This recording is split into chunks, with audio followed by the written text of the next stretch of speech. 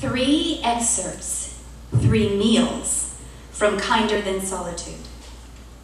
1. Xiaowai is dead. November 2010, Beijing. The topics at dinner were his sister's American-born twins, the real estate prices in Beijing and in a coastal city where his parents were pondering purchasing a waterfront condo, and the inefficiency of their newly hired housekeeper. Only when his mother had cleaned away the dishes did she ask, as though grasping a passing thought, if Boyang had heard of Xiaowai's death. By then his father had gone into his study. That he had kept in touch with Xiaowai's parents and had acted as a caretaker when illnesses and deaths had beset their family, this Boyang had seen no reason to share with his parents. If they had suspected any connection, they had preferred not to know. The key to success, in his parents' opinion, was the capacity to selectively live one's life, to forget what one ought not to remember, and to untangle oneself from lesser and irrelevant others, and to recognize the unnecessariness of human emotions. Fame and material gain are secondary, though unsurprising, if one is able to select the portion of one's life to live with impersonal wisdom. For this belief, they had, as an example, Boyang's sister, who was a prominent physicist in America. "So I heard," Boyang said. His mother returned from the kitchen with 2 cups of tea and passed one to him. He cringed at her nudging the conversation beyond the comfortable repertoire of their usual dinner topics. He showed up whenever she summoned him. The best way to stay distanced, he believed, was to satisfy her every whim. "What do you think, then?" his mother said. "Think of what?" "The whole thing," she said. "One must acknowledge the waste, no?" "What waste?" he asked. "Xiaowai's life, obviously," his mother said, adjusting a single calla lily in a crystal vase on the dinner table. "But even if you take her out of the equation, others' lives have been affected." What others, Boyang wanted to say to his mother, would be worth a moment of her thought. The chemical found in Xiaowai's blood had been taken from his mother's laboratory. Whether it had been an attempted murder, an unsuccessful suicide, or a freak accident had never been determined. Within the family, they did not talk about the case, but Boyang knew that his mother had never let go of her grudge. "Do you mean your career went to waste?" Boyang asked. After the incident, the university had taken disciplinary action against his mother for her mismanagement of chemicals. It would have been an unpleasant incident, a small glitch in her otherwise stellar academic career, but she insisted on disputing the charge. Every laboratory in the department was run according to the outdated regulations, with chemicals available to all graduate students. It was a misfortune that a life had been damaged, she admitted. She was willing to be punished for allowing 3 teenage children to be in her lab unsupervised. A mismanagement of human beings rather than chemicals. "If you want to look at my career, sure, that's gone to waste for no reason." "But things have turned out all right for you," Boyang said. "Better, you have to admit." His mother had left the university and joined a pharmaceutical company, which was later purchased by an American company. With her flawless English, which she learned at a Catholic school, and several patents to her name, she earned an income 3 times what she would have made as a professor. "But did I say I was speaking of myself?" she said. "Your assumption that I have only myself to think of is only a hypothesis, not a proven fact. I don't see anyone else worthy of your thought." "Not even you?" "What do you mean?" "You don't feel your life has been affected by Xiaowai's poisoning?" What answer did she want to hear? "You get used to something like that," he said. On second thought, he added, "No, I wouldn't say her case has affected me in any substantial way." "Who wanted her to die?" "Excuse me?" "You heard me right. Who wanted to kill her back then?" She didn't look like the kind who would commit suicide, though certainly one of your little girlfriends, I can't remember which one, hinted at that. In rehearsing scenarios of Xiaoai's death, Boyang had never included his mother. But when does any parent hold a position in a child's fantasy? Still, that his mother had paid attention, and that he had underestimated her awareness of the case, annoyed him. I'm sure you understand that if, in all honesty, you tell me that you were the one who poisoned her, I wouldn't say or do anything, she said. This conversation is purely for my curiosity. I didn't poison her, he said. I'm sorry. Why sorry? You'd be much happier to have an answer. I'd be happier too if I could tell you for sure who poisoned her. Well then, there are only two other possibilities. So do you think it was Moran or Ruyu? He had asked himself the question over the years. He looked at his mother with a smile. What do you think? I didn't know either of them. There was no reason for you to know them, Boyang said, or, for that matter, anyone. His mother, as he knew, was not the kind to dwell upon sarcasm. I never really met Ruyu, she said. Moran, of course, I saw around, but I don't remember her well. I don't recall her being brilliant. Am I right? I doubt there is anyone brilliant enough for you. Your sister is, Boyang's mother said, but don't distract me. You used to know them both well, so you must have some idea. I don't, Boyang said. His mother looked at him, rearranging, he imagined, his and the other people's positions in her head as she would do with chemical molecules. He remembered taking his parents to America to celebrate their 40th wedding anniversary. At the airport in San Francisco, they'd seen an exhibition of duck decoys. Despite the 14-hour flight, his mother had studied each of the wooden ducks. The colors and shapes of the different decoy products fascinated her, and she read the old 1920s posters advertising 20-cent duck decoys, using her knowledge of inflation rates over the years to calculate how much each duck would cost today. Always so curious, Boyang thought, so impersonally curious. Did you ever ask them? She said now. Whether one of them tried to murder someone? Boyang said, no. Why not? I think you're overestimating your son's ability. But do you not want to know? Why not ask them? When? Back then or now? Why not ask now? They may be honest with you now that Xiaoai is dead. For one thing, Boyang thought, neither Moran nor Ruyu would have replied to his email. If you're not overestimating my ability, you are certainly overestimating people's desire for honesty, he said. But has it occurred to you it might have only been an accident? Would that be too dull for you? His mother looked into her tea. If I put too many tea leaves in the teapot, that could be considered a mistake. No one puts poison into another person's teacup by accident. Or do you mean that Moran or Ruyu was the real target and poor Xiaoai happened to take the wrong tea? To think it could have been you. My drinking the poison by accident? No. What I'm asking is, what do you think of the possibility of someone trying to murder you? The single calla lily, his mother's favorite flower, looked menacing, unreal with its flawless curve.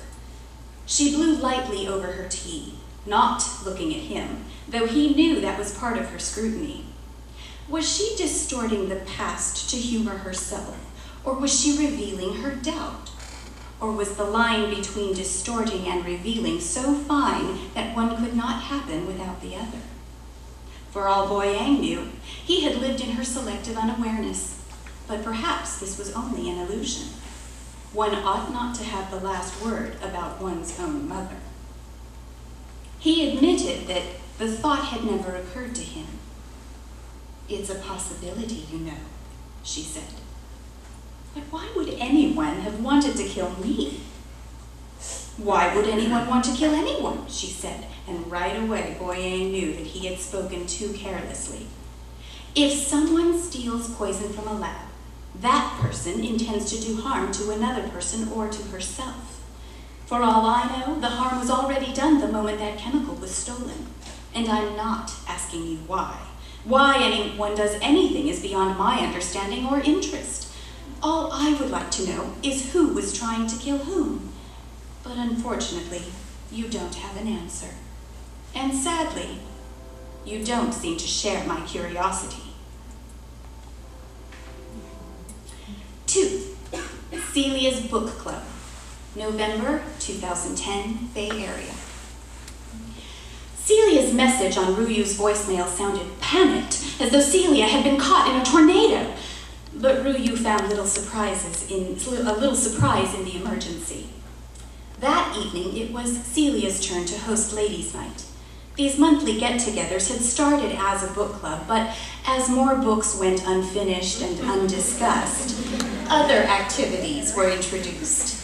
Wine tasting, tea tasting, a question and answer session with the president of a local real estate agency when the market turned downward, a holiday workshop on homemade soaps and candles.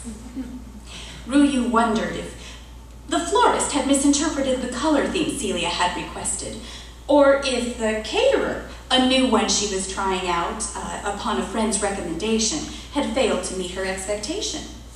In either case, Ruyu's presence was urgently needed. Could she please come early? Celia said in the voicemail, pretty please. Not, of course, to right any wrong, but to bear witness to Celia's personal tornado. Being let down was Celia's fate. Life never failed to bestow upon her pain and disappointment she had to suffer on everyone's behalf, so that the world could go on being a good place, free from real calamities. Celia's stance as a martyr, in most people's and less kind opinion, amounted to nothing but a dramatic self-centeredness. But Ruyu, one of the very few who took Celia's sacrifice seriously, understood the source of her suffering.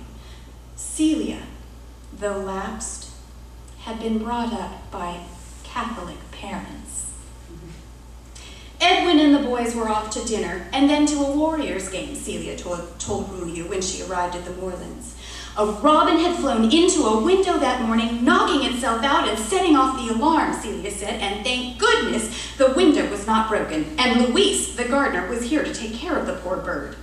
The caterer was 17 minutes late, so wasn't it wise of her to have changed the delivery time to a half an hour earlier?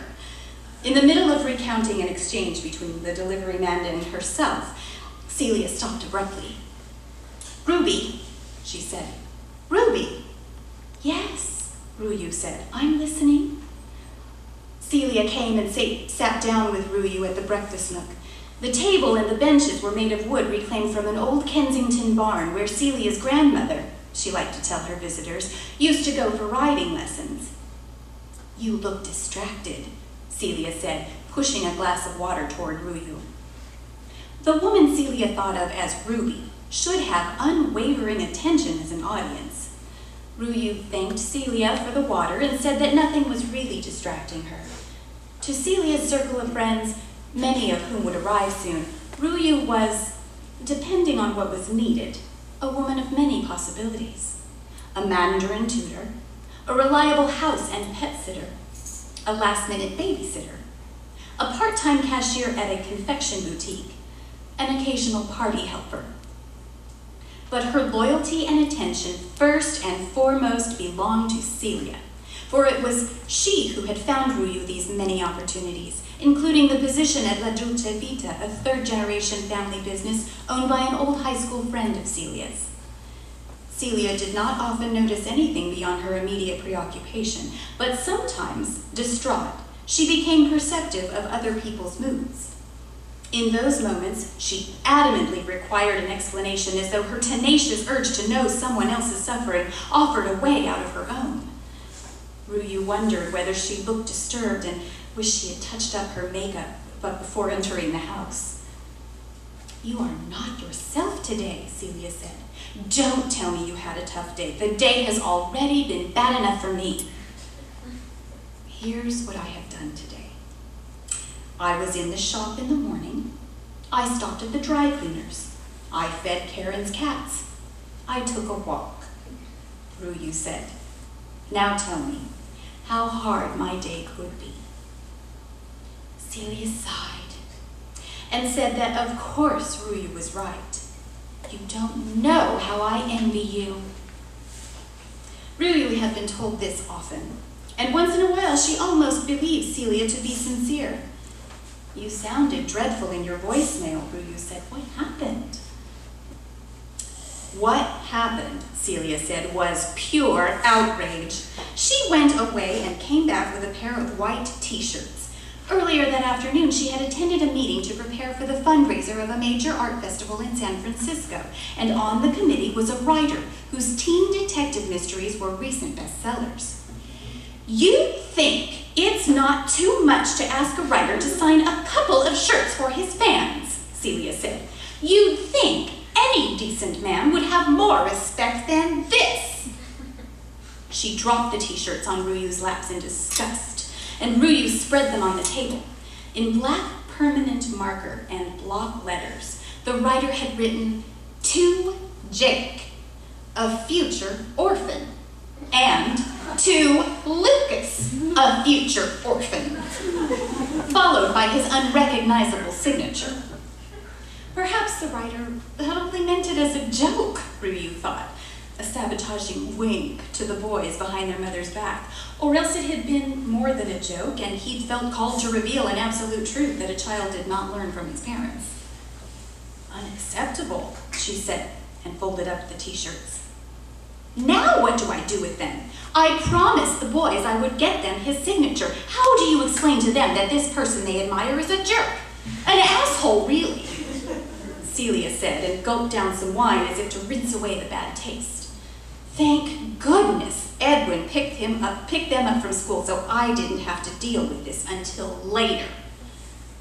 Poor gullible Celia, believing like most people in a moment called later. Safely removed, later promises possibilities, changes, solutions, rewards, happiness, all too distant to be real, yet real enough to offer relief from the claustrophobic cocoon of now. If only Celia had the strength to be both kind enough and harsh enough with herself to stop talking about later. That heartless annihilator of now. "Exactly what," Ruyu said, "will you say to them later?" "That I forgot?" Celia said uncertainly. "What else can I say?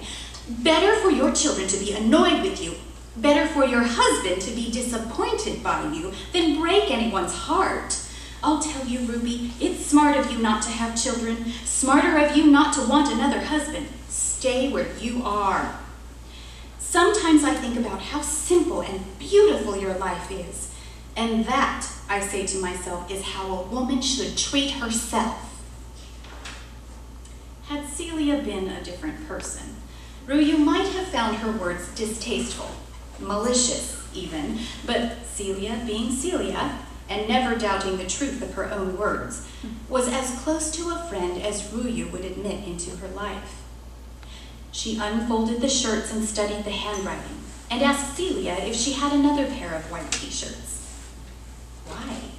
Celia asked, and Ruyu said they might as well fix the problem themselves. "You don't mean it," Celia said, and Ruyu replied that indeed she did mean it.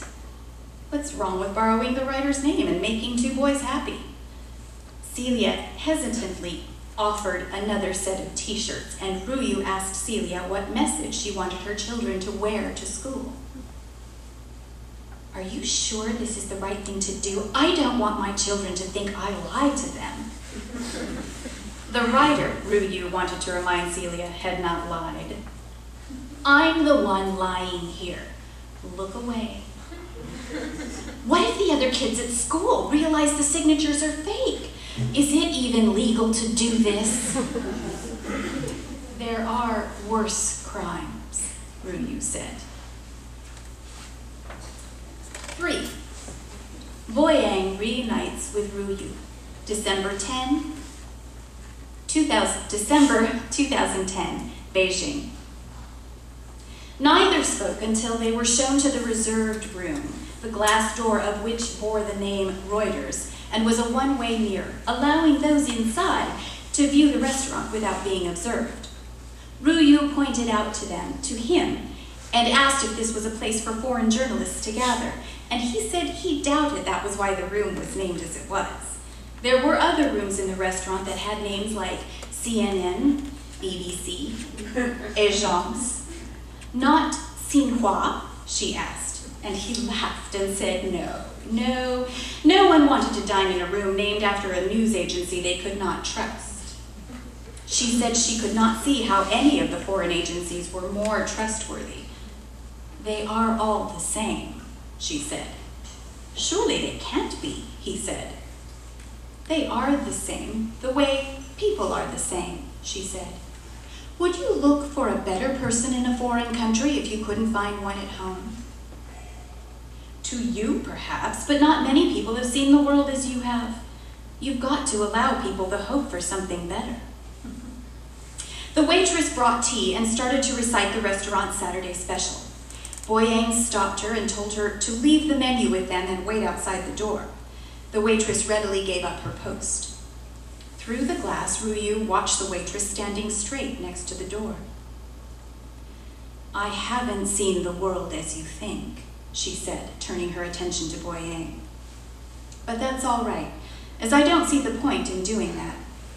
But you, what is your life like these days? To get away from whatever engagement you have for a Saturday night at such a short notice? You must be in a good position to be able to do that. Her words had an undertone that he could not read well, or perhaps he forgot how she always seemed to be asking for more than an answer. There's nothing more important than seeing you, he said. Why? You don't happen to be in town often, or at least I don't happen to hear from you often. You've heard from me and seen me in person. What now? You can go home to your wife and child with one thing ticked off your list, no? I have neither of those, as a matter of fact. Why not? Isn't that bad news for a man your age? Or you prefer the freedom of a diamond bachelor? I was married once. It didn't work out. You don't want to try again? Once bitten by a snake, one has to be cautious around ropes for 10 years, he said. And you? Are you visiting the country by yourself? I suppose it's only fair that you get a chance to ask me about my personal life too, she said. I had 2 marriages. Neither worked, of course, as you can very well imagine. I can't imagine. That I could fail at not 1 but 2 marriages? That you would ever be married. But you knew I left the university to get married. You left the university to go to America, was how I looked at it, he said. I don't count that marriage as a real one. And the second, was it a better, different kind of marriage? She shook her head, as pointless as the first. Why get married at all then? Why not? You got married too. Mine was a real marriage, he said. At least for a while. At least he preferred to think so. She smiled. The expression seemed a new addition. It occurred to him that he had never seen her smile. I can't, of course, defend my marriages. I would have preferred not to use marriage to solve my problems, but there are issues of practicality, and I don't think I'm good at figuring them out. So marrying yourself off was the only option, Boyang said, and realized that he sounded bitterer than he meant to. Certainly not the only one, but the easiest one. Let's not get into these arguments, Ruyu said. I'm not back here to discuss my marriages with you, and I'm sure there is little I can say about yours. Did you come back because Xiaowai is dead? Ruyu's eyes looked strangely out of focus for a moment. No, she said. I'd have come back earlier, in time for her funeral, if it were for her. Her ashes are not yet buried. Why not? I don't know. Perhaps Aunt is not ready to bury her yet. How is Aunt? I don't know. I can take you to see her tonight, he said, or tomorrow, or any time. I think we should order now, Ruyu said, and leaned over to tap the window. The waitress came in right away. Ruyu, without consulting Boyang, asked for enough food for two. Why change the subject? Boyang said, watching the waitress close the door behind her. You don't like to hear about how Aunt has been struggling all these years? I've not seen one person in this world who's not struggling, Ruyu said. That is quite a cold-hearted comment, Boyang said. Yes, it is true. You're implying that I'm responsible for Aunt's struggling and should feel some sort of guilt. But the thing is, if it weren't this struggle, it would have been another. If Xiaowai had not taken ill, she would have turned out to be a pain for Aunt still. Xiaowai did not take ill. She was poisoned. Ruyu remained silent, her expression frosty, a more familiar face to Boyang. What? You don't like me to remind you of that fact? What? Ruyu said, turning her eyes to Boyang and looking for the first time baffled. Do you want me to say? Did you poison Xiaowai? Is that all you want to know? I suppose, in a way, everyone wanted to know, Boyang said. I've never stopped wanting to know. The door was pushed open and the waitress wheeled in their dishes. Boyang looked at the food. It occurred to him that this would be the second meal of the day that he would pay for without touching. Ruyu signaled to the dishes and he shook his head. I didn't put poison on them, she said with a smile. Boyang felt an urge to hit her, to make her repent, but more than that, to make her cry, to make her feel the pain, to leave her wounded and never healed. Go ahead, Ruyu said, watching him calmly, if it would make you feel better. What? You look as though you want to slap me. Boyang felt a pang. It was the same indestructible Ruyu no matter where the encounter occurred in life. Could it be his youthful love for her had been a desire to weaken her so that she would need him? His desire to hurt her now, could it be his only way to love her? I don't hit women, he said. Or perhaps you want to kill me, Ruyu said, which is understandable too. Why would I want to kill you? That's one way to destroy me, Ruyu said. There aren't many ways.